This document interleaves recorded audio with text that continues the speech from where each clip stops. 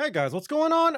My name is Anton, and welcome to today's video for Legends of Runeterra. What are we going to be doing today? We're going to be looking at some decks today. Awakening came out. I played a little bit of Awakening myself. Tried to play a lot of different decks. Trying getting a feel of how the new cards are, so I could make this video, in fact.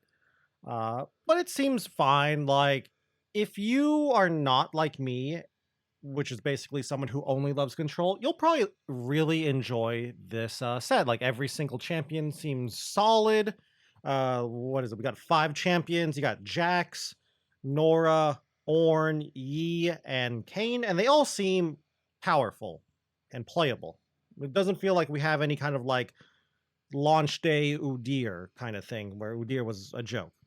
Speaking of Freljord champs, though, I believe Ornn is actually bugged right now, so take that into consideration when I'm talking about these decks. I think there are multiple bugs. The only bug I know of Ornn is he sometimes doesn't level up when he should level up, which is kind of a big thing.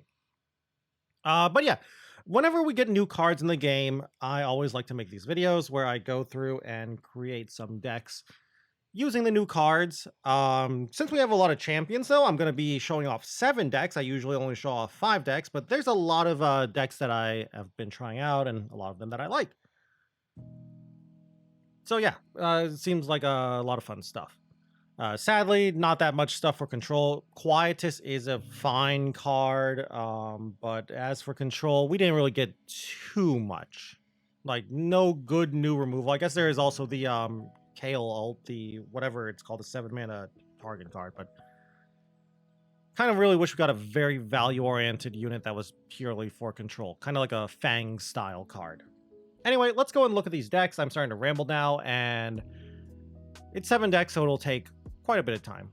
I made sure to at least have 1 deck for each champion, and a couple of other decks that are playing none of the new champions, but are playing new cards that I just like.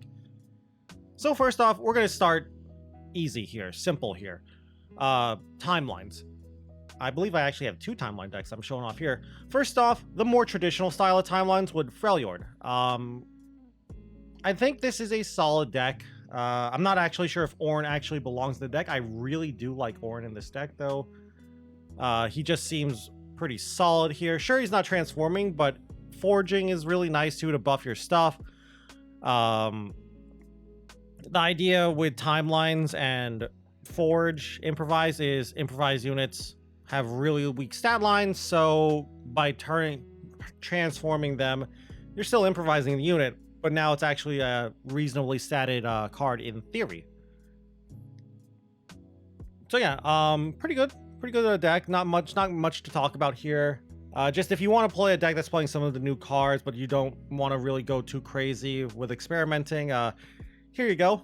Here is just a solid deck. You should probably, if you probably have already played Timelines a couple of times or at least seen it played, plays pretty much like the Timelines deck that's already out there. And Timelines was already a solid tier 2, mid tier 2 deck in the last set, so it should be a good one. Again, these decks are basically just, the intent of this video and these decks is just to help people who are overwhelmed and overloaded with all of the new cards and the new information and just struggling to build decks, or, you know, they just don't want to build decks on their own and they just want to, you know, find a deck and copy it and just get right into playing the game. And there's no shame in that. Net deck all you want, guys. Now, our next deck. I'll be honest with you, this is probably the weakest of the 7 decks here, but I legitimately think there is a back alley bar deck. This is my initial build. I'm not even sure if I'll stay in Targon, though, but I really like back alley bar because of its ability to just discount a lot of cards. New cards are basically just cards that haven't been played, so it discounts a lot of stuff when it comes down on 6.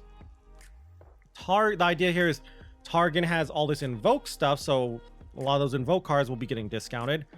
Spell Thief could theoretically give you a card you haven't played yet, so that's also new. Aphelios Moon Weapons can get discounted.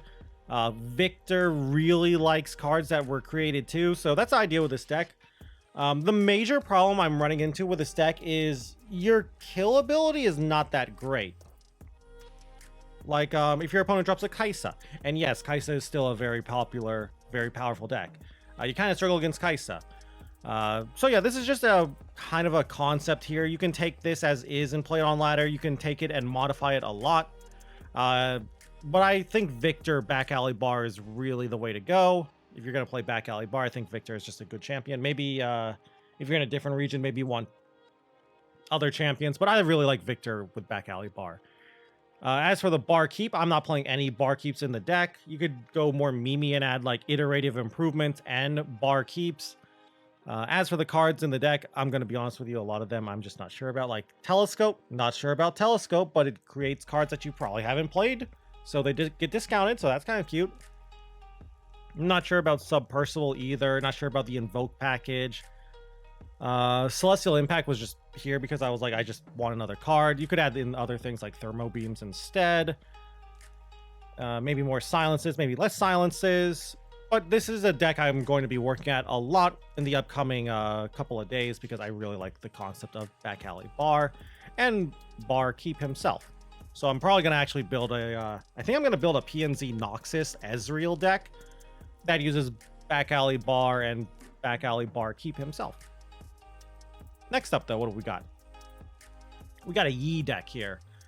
All right, so I don't think this deck is as powerful as old Lee Sin builds, like Lee Sin Targan. I don't even think this is the best Yi deck out there. I don't actually, if you ask me, I don't know what I would say is the best Yi deck. But I like this deck. I think this deck is pretty solid. Of course, like every other deck here, it's still being fine-tuned. Like a good example is, do I want Synen? Do I want Spirit Refuge? Do I want Shadow Assassins?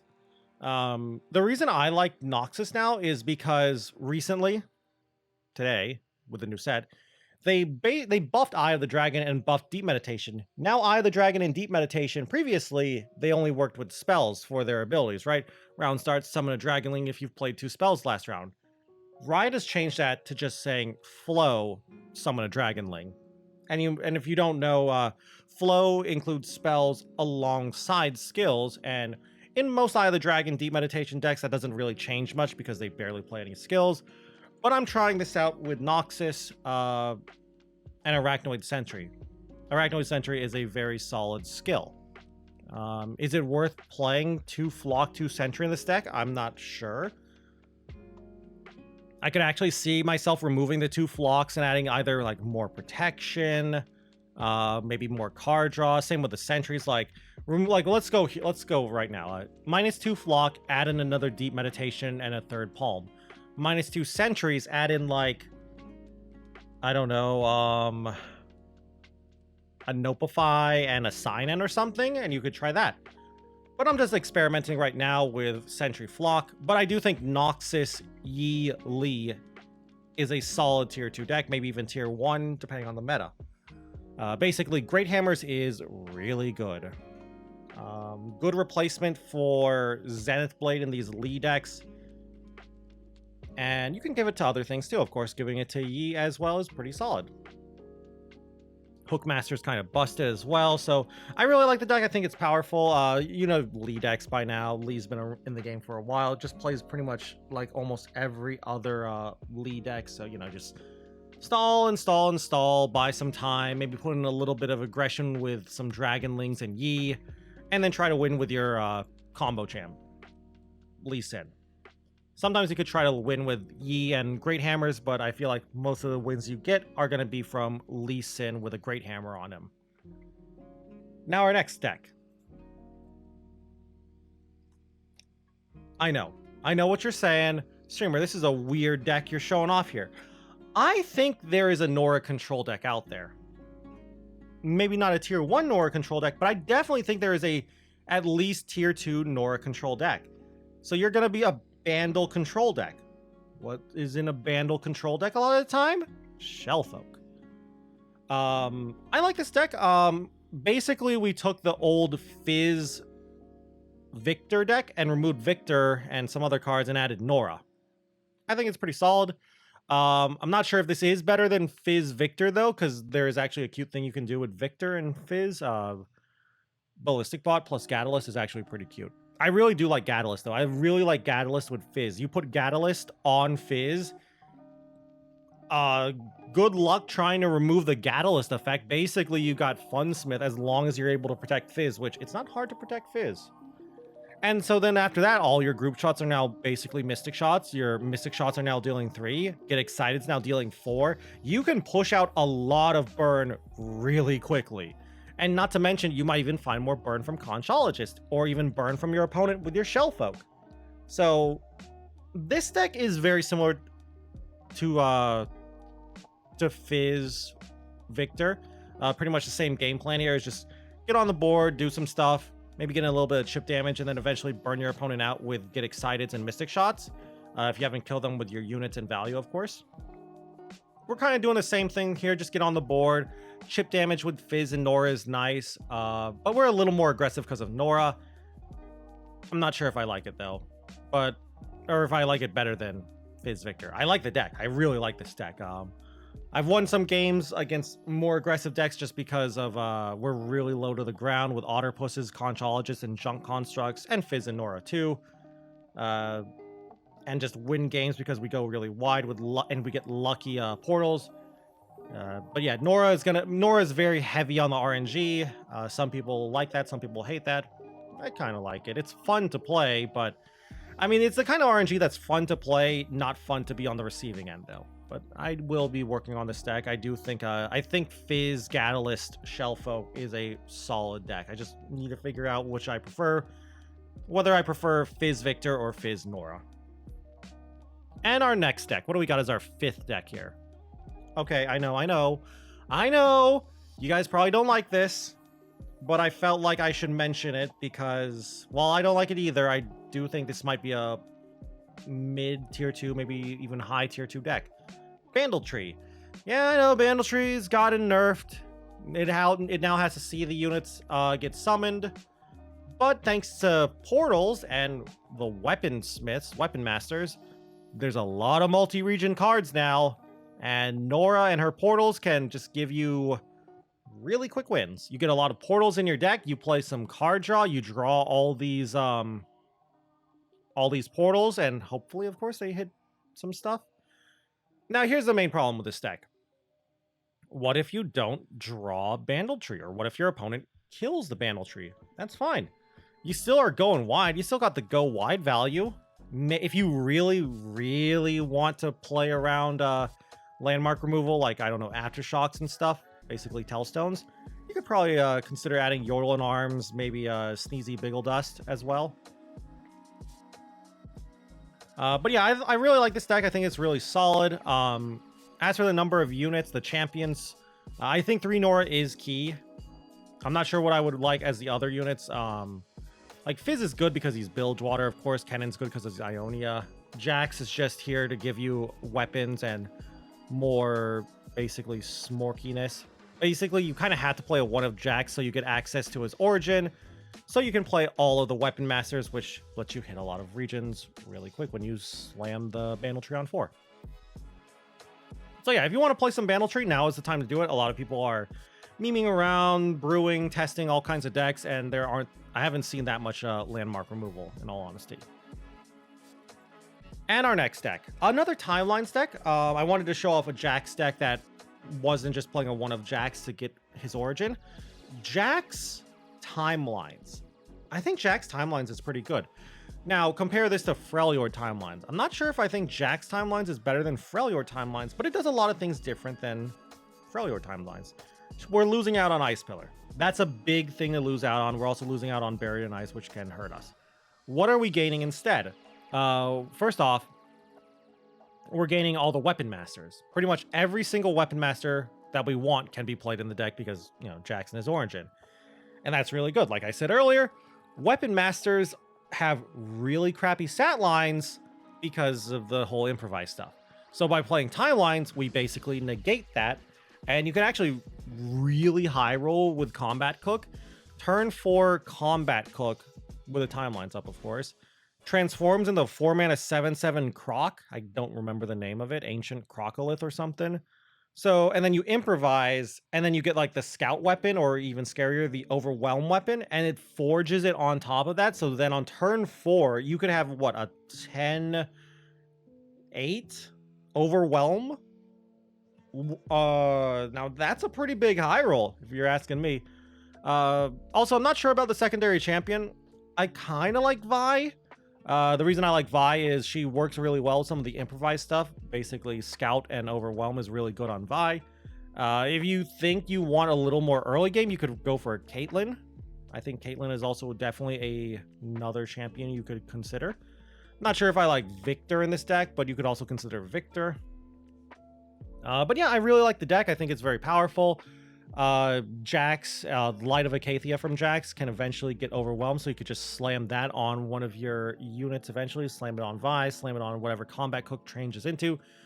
Blades of the Fallen is so strong and lets you push tempo so hard too, because you're not really losing much of a board if you Blades of the Fallen when they cast like a Vengeance or something on your transformed units. And Parts Made Whole just make sure you just never run out of cards and units. So very good stuff. Parts Made Whole also just lets you get rid of the bad or the weakest improvise or just whatever improvised weapon you don't want. So big fan of this deck. It looks really fun in my opinion. Try it out if you like Jax or you like this style of gameplay. And now for my final deck, the 7th deck, of course, like a lot of the time, saving the best for last. My favorite deck that plays new cards, it's a Kayn deck. We haven't looked at Kayn yet.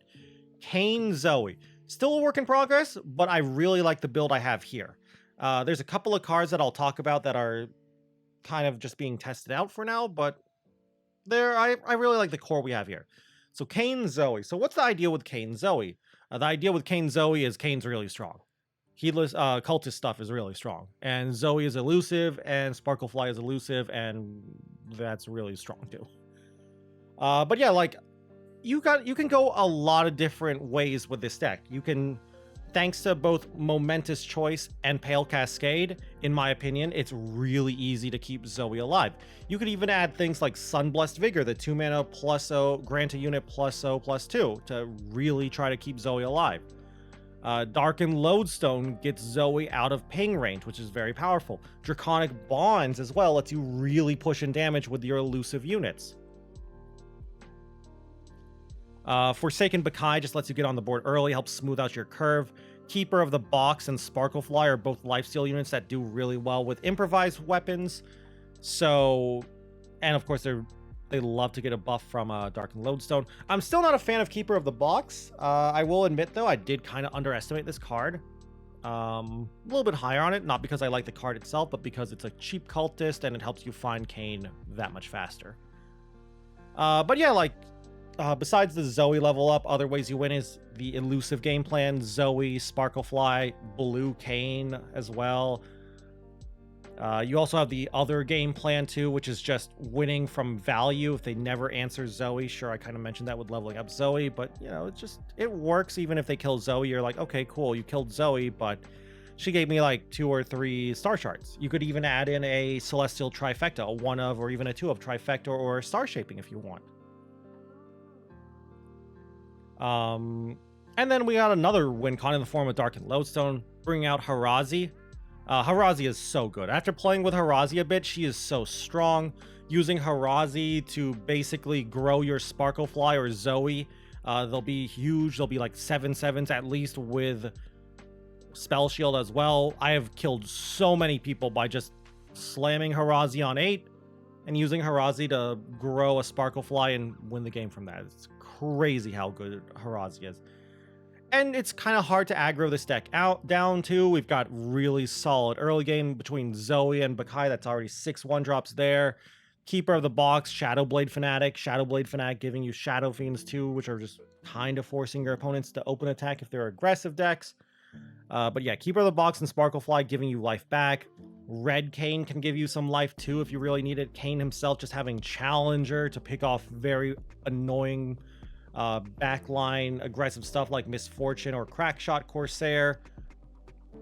Furious Wielder is such good removal too.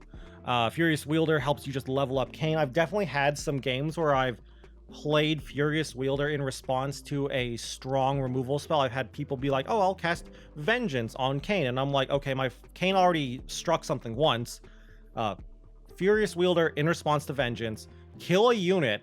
Kane bounces back to the hand, so he's safe from the Vengeance. And then I just replay Kane, and now I have red or blue Kane, depending on which one I want. It's almost always red Kane, but in this deck, we actually kind of sometimes pick blue Kane. And then Ranger Knight Defector is just a solid card.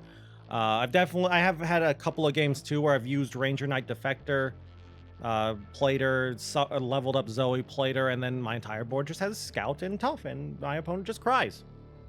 I think I actually had a game today where I had a Zoe and a Sparklefly, and I think the Sparklefly had Darkened Lodestone on it.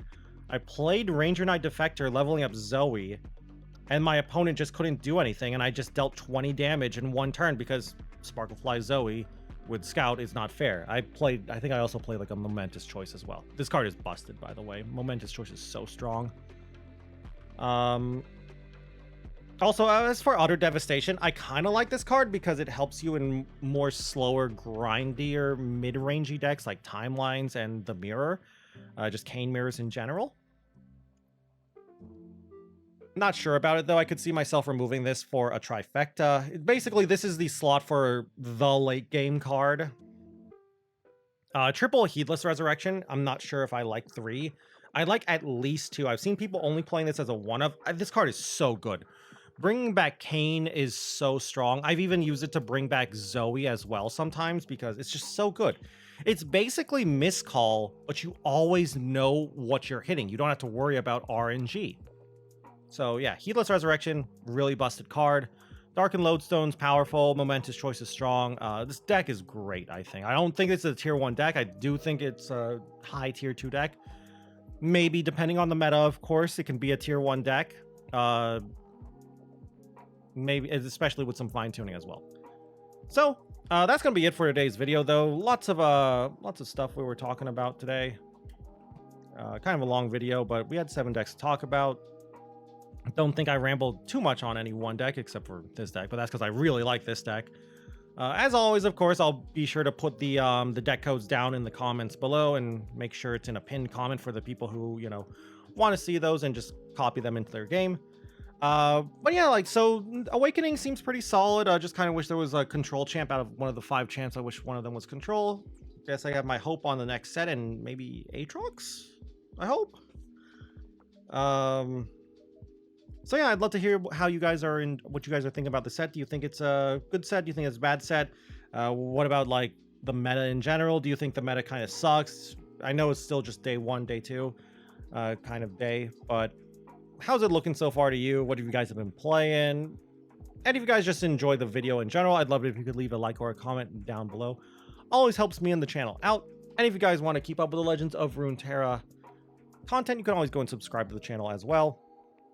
And if you want to watch me play some Legends of Runeterra, you can go and check me out over on Twitch at twitch.tv/Xanaton. Been playing a lot of Legends Runeterra recently, kind of losing a lot in all honesty because I've been trying to build and brew a lot of different decks, and you know how it is. You'll run into the guy still playing Pirate Burn or Kaisa, even though we had new decks.